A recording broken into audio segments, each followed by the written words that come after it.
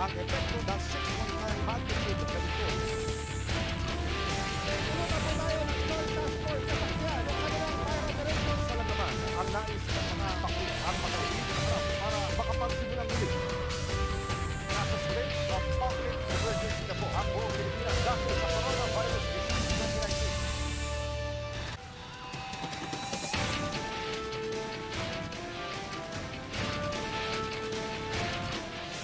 Magandang hapon, ito ang News TV Quick Response Team sumusugod kahit saan sa ngalan ng katotohanan. Halos isang buwan mga kapuso bago po magpasko. Doble dagok ang hinaharap ngayon ng mga residente ng barangay Zapote Uno.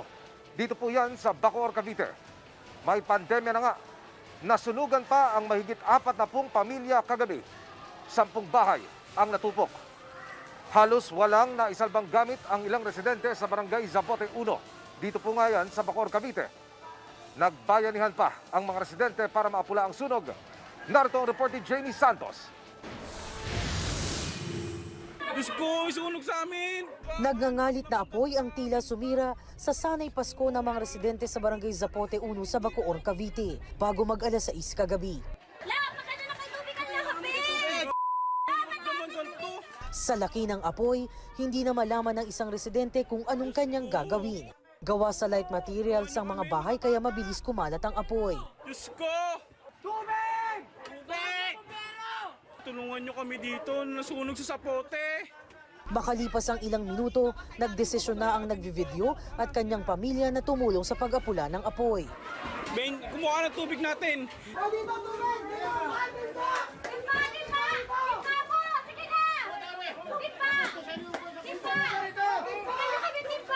Oh my God, ang bilis. Tanaw rin ang lagablab ng apoy sa isa pang bahay. May bombero na. Bilis nyo, lakas. Si Fatima naiyak na lamang dahil sa sobrang panlulumo. Kahit isang walang natira. Opo, wala kaya nga po ako naiyak. Walang natira talaga kasi wala kami sa bahay. Paano na lang daw sila ngayong hirap ang buhay dahil sa pandemya at magpapasko pa naman. Sobra na ng mga nangyayari, lahat-lahat na lang nagkasunog na, bagyo pa, kubig pa, wala na, nagkalugi-lugi na. Mahigit 20 fire truck ang rumesponde, pero nagbayanahan na rin noon ang mga residente para mapabilis ang pag-apula sa apoy. Nagsagawa sila ng bucket relay. Hindi naman daw nakasagabal sa operasyon ang ginawang pagtulong ng mga residente. First responder natin dito, yung mga ating kabataan, meron po siyang initiative na mag-perform ng bucket relay. Tuluyan namang naapula ang sunog matapos ng mahigit 2 oras. Nakakaawa talaga. Pansamantala sa cover court po sila muna namin ilalagak muna po sa ngayon. Jamie Santos, GMA News. Mga kapuso, bumabalik ang ilang nasunugan sa kanilang mga bahay sa pag-asang makakakuha pa sila ng mga gamit na mapakikinabangan. Mga kapuso, kulang 24 na oras mula nang maganap ang sunog dito po sa lugar ng Kamya. Sakop ng barangay Zapote Uno, dito yan sa Bacoor, Cavite. Binalikan ng News TV Quick Response Team ang fire scene at kung inyong makikita ngayon, medyo masukal at masalimuot po. Papasok dito sa mga hilera ng mga bahay na nasunog. Isa ito sa mga sinasabing naging obstacle ng mga bumbero. Kaya nahirapan ho sila sa fire operation. Sa tansya ho ng Bureau of Fire Protection, nasa 43 pamilya ang nawalan ng tirahan at ngayon po ay nasa evacuation center. At wala ho natira dyan. Ano ho? Opo. Yan po, nasunog. Wala na yan. Ano kailangan nyo ngayon? Sir, Ano kailangan nyo para sa mga kapitbahay nyo nasunugan? ang gusto ko lang, sir, matulungan sila, sir, na makaahon sa ganito. Oho. May tayo ulit yung bahay nila. Opo. Yun lang ang hiling ko lang dito. Oho. Na matulungan sila yung pangailangan. Ito, dito lalo nito, sunog talaga ito. Ngayon, sa Sarkuyan, doon sila sa barangay. Sa barangay kayo? Opo. Okay. Gusto ko lang po na sana matulungan lang ng gobyerno. Opo. Ito po, kunti lang to, kunting bagay lang. Yan ngayon mga kapuso ang sitwasyon dito sa fire scene. Bumabalik po yung ilan sa ating mga kababayan dito sa lugar para ho kahit papano may makuha. Baka sakaling meron pa silang pakinabangan. Sa puntong ito mga kapuso, makakausap natin live si Kapitana Vivian Gawaran. Siya po ang punong barangay ng Zapote Uno. Dito nga yan sa Bacoor, Cavite. Kapitana, welcome sa QRT. Magandang hapon po. Unang-una, nanggaling ho kami doon sa fire scene. Napakahirap po, malabito kang manok papasok. Papaano ho ang naging fire operation kagabi? Nagkuman po kasi ako na naturo rin po ng BFB sa amin, yung bucket relay ang ginawa po namin habang nag-iintay kami ng mga bumbero po. Ginawa na in-train sa amin, nagawa po namin, tulong-tulong kami, nagbayani yung timba, abot-abot po hanggang mapuksa natin po yung apoy habang paparating naman po yung fire truck po. Kapitana, batid namin na gumugulong pa ang investigasyon pero sa nakarating na impormasyon sa barangay, ano ang posibleng pinagmulan po? Yung nga po, ang ay kandila po ang pinagsimulan dahil po wala ho silang kuryente. Opo. Naiwan po nila na walang tao po yung bahay nila. Opo. Ilan ho ang naapektuhan? Yung mismong nawalan ho ng mga tirahan? Ilang Bali pamilya? po ito ay 46 family po Opo. ang po dahil nga po dikit-dikit ang bahay. Kaya akala nila ganun lang, maliit lang yung parte ng nasunog. Pero 46 family po ang naapektuhan ng sunog na po yan. Kapitana, idinaan nila sa kahit paano programa natin, yung kanilang mga hinaing, pagkain, damit, Opo. at sa ano pa ho? Ano ho ang naging tugon ng barangay, pati na ho ng lokal na pamahalaan? Yun nga po, yung unang na ginawa po ay inirelocate po namin ngayon sa cover court po muna, pansamantala dito namin inilaga. At ang aming mahal na mayor, tinulungan po naman kami na dumating agad po ang disaster. Binigyan po kami ng pansamantalang tent para matirahan po nila rito. Ang DSWD, yung food po, yung sa food assistant, kung galing pong ng CSWD, yun po ang inano sa amin ni Mayor. Okay. Paano nyo ngayon minomonitor? Kapitana, dito sa evacuation center, yung physical distancing? Ayun po, kasi lagi namin inaano sa kanila yung social distance na nakamas. Nakita nyo naman po, naka-face shield, nakamas po. Meron po kami yan, dala rin po yan ng LGU, galing po kay Mayor na alcohol, pati po face mask, face shield, dala po nila yan paggabi. Opo. Kapitana, ilang persons ang inaalaw ninyo kada modular tent? Ito po ay babat sang family. Bali po, nasa anim. Aha. Ang bawat isa pong nasa nito. Opo. Yun lang po, bukod po sila. Nakita nyo naman po, na kanya-kanya. Yung iba naman po dyan, ay na pumunta sa kamag-anak. Doon pa samantala muna sila. Opo. Opo. Kapitana, mula ho nang kayo mag-evacuate, meron ho bang nagpakita ng sintomas? Hindi naman, wala naman sana. Ubo, sipon, mga lagnat ho? Wala naman po. Aha. Wala kaming nakita sintomas na ganun po. Kasi na-monitor po naman namin. Nandiyan din po ang aming nurse na chine-check up din po naman sila. Meron pong na thermal scanner. Opo. Sa ngayon po, wala po kami nakikita mga sintomas regarding sa COVID po. Kapitana, dito ba sa barangay nyo, meron ng COVID case? Mataas ho ba? As of now po, wala na po ngayon. Okay, wala na. Zero. Zero na po kami ngayon. Okay. Kapitana, ang isa nilang hinihiling, pagkapatayo ng bahay, may maitutulong po ba ang lokal na pamahalaan? Meron naman po, hindi naman po lalulod sa ganyang bagay. Hindi nagpapabaya po ang aming mahal na Mayor Lani Mercado Revilla. Mabilis po siyang umaksyon sa mga ganyang bagay. So may asahan po. Financial na tulong po ito? O? Bukod sa financial, tsaka po relief na Opo. Oo, ngayon po meron ping galing, nakita nyo, nanggaling din provincial. Ang aming mahal na gobyerno, nagpadala na rin po ngayon. Okay.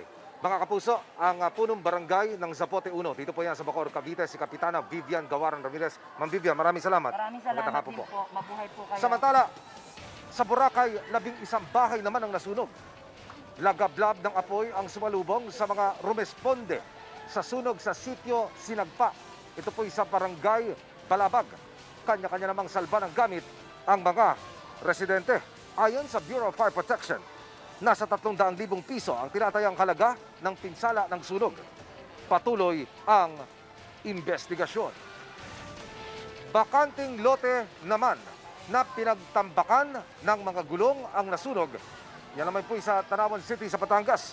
Nasa mahigit 250,000 piso ang halaga ng pinsala. Ayon sa Bureau of Fire Protection, pasado 1:00 ng hapon kahapon, sumiklab ang apoy. Mahigit 2 oras bago po ito naapula. Ayon sa mga otoridad, nagsimula ang apoy dahil sa pagsusunog umano ng bahagi ng gulong. Aksidente raw na kumalat ang apoy sa iba pang gulong, wala namang nasawi o nasugatan. Sa localized modified enhanced community quarantine ang Laoag City. Dahil sa dumaraming kaso ng COVID-19, sa official announcement ni Ilocos Norte Governor Matthew Marcos Manotok, magsisimula iyan bukas hanggang sa bumaba ang kaso. Sa datos ng City Health Office, 9 ang COVID cases sa lungsod. Mahigit kalahati riyan ang pinagagaling pa. Kabilang diyan ang 3 fish vendor kaya pansamantalang isinara ang Laoag City Public Market at Commercial Complex. Nagsagawa na ng contact tracing, nag-disinfect na rin sa buong gusali at bantay sarado na ito. Para may mabilhan ng mga residente, pinapayagan ang pagtatayo ng talaypapa sa mga barangay. Bawal naman muna ang bisita sa Ilocos Norte Provincial Jail. Matapos magpositibo sa COVID-19 ang 5 jail guard. Ilang preso na naging close contact nila ang isasailalim sa swab test. Makapiling po natin live sa pamamagitan ng telepono ang punong lungsod ng Laoag City, si Mayor Michael Marcos Keon. Mayor Keon, magandang hapon. Welcome sa QRT, sir. Good afternoon, Emil, and good afternoon to your viewers. Yes, Mayor, sir, based on your monitoring, can you give us the latest with regard to the present situation of the city? Hello? Yes, Mayor Keon. Emil, Based on your repeat monitoring, that, can you please? give I us can the hardly latest hear with you. regard to the... Yeah. I'm sorry, sir. Based on your monitoring, Mayor, can you give us the latest with regard to the present situation of the city? Emil, I'm sorry, I cannot really hear you. Okay, I'll give it one more try, sir. Can you give us the latest situation in the city? Yes, as of now, Emil, the city is following the guidelines set by the Department of Health and the IATF. The Department of Health and the IATF have parameters which include the following: the acute daily attack rate and the 2-week growth rate. Now, under the acute daily attack rate, it's 3.1%, and the 2-week growth rate is 308%. This puts Laoag City under high risk, and this justified the governor declaring Laoag City under a modified enhanced community quarantine. Emil, as of now, Laoag City has 52 active cases, and that's masyadong marami for Laoag City. Since the start of the pandemic, we've had 88 active cases, and that would usually occur once a week, maybe twice a week, maybe a couple of times a month. But all of a sudden, in the last 2 weeks, we've had maraming kaso. And that's why we have, as of now, 52 active cases. Okay, Mayor, we just wanted to clarify this. When is the start of the implementation of the localized modified enhanced community quarantine, sir? Emil, I can't hear you. I'm sorry, sir. When is the start of the implementation of the localized MECQ? The governor will already announce it bukas. The modified enhanced community Tomorrow, quarantine sir. Okay. will begin What- tomorrow, and it will last for 2 weeks hanggang December 11. Okay, what are the measures being implemented to stop COVID-19 from further spreading, Mr. Mayor, sir? Well, at the present time, we have maraming contact tracers operating throughout Laoag, and we will be having maraming swab testing. We have a very large contact tracing team that is really trying to follow the trail of COVID throughout the city. And the city health office has many people on the ground, and we will be conducting swab testing perhaps up to 100 to 200 people per day. And now, in the modified enhanced community quarantine, because it's being modified, most businesses will be allowed to operate, most businesses.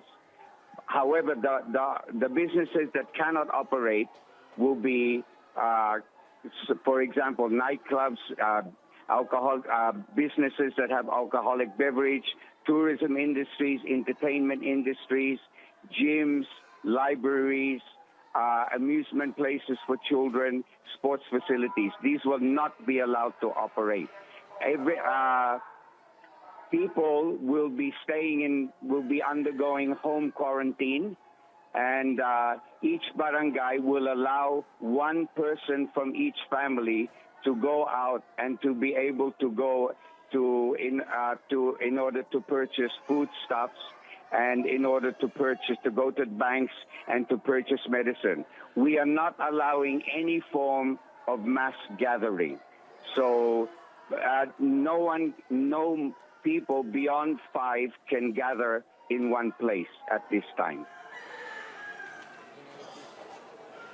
Mayor, which establishments will remain open under MECQ, sir? Can you repeat that, please, Emil? Which establishments will remain open under MECQ, and will there be public transportation, sir? Yes.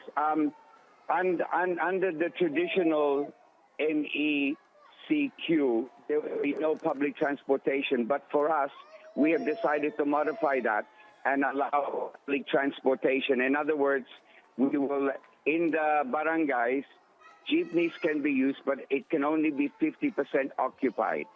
Tricycles can be used with only one passenger. A car can be used with only one occupant. The reason why we're doing this is because we have many rural barangays, and we want to allow people to be able to access essential commodities. Now, having said this, all barangays will have barricada. All barangay, and that's why all people, when they wish to go out, they will have to get a pass slip from the barangay officials in which they stipulate exactly where they are going. And they have to go to that. In other words, if you want to go to the palengke, you say you're going to the palengke. You cannot go anywhere else. If you attempt to, you'll be apprehended by the police. So we're ensuring that when people move, they move to the designated place and then they return. Mga kapuso, ang punong lungsod ng Laoag, si Mayor Michael Marcos Keon. Mayor, maraming salamat. Magandang hapon and good afternoon, sir. Okay, Emil. Thank you very much. Bukay man o niluto na, may demand ngayon sa Kuneho bilang pamalit sa baboy sa gitna ng banta ng African Swine Fever. Sa bayan po ng Pulilan sa Bulacan, ayon sa kanilang municipal veterinarian, kaunti na lang ang nag-aalaga ng baboy dahil sa ASF at Kuneho na ang pinalalaki ng ilang dating hog racer gaya ni Honorio Cruz. Sabi niya, marami naghahanap ng buhay na kuneho para paramihin o gawing karne. 125 pesos daw ang presyuhan sa kada kilo ng buhay na kuneho. Katumbas ito ng 350 hanggang 450 pesos na average farm gate price. Putahing kuneho naman ang negosyo ng taga-Angeles, Pampanga na si Michelle Muller. Mabenta raw ngayong per month ang ilang luto niya sa kuneho gaya ng sisig barbecue burger at pati lechong rabbit na mula 1,200 to 1,300 pesos ang presyo. At yan ang mabilis na mga balita at impormasyon, mga kapuso. 29 days na lang po Pasko na. Ako po si Emil Sumangil para sa Pilipino. Ito ang News TV Quick Response Team.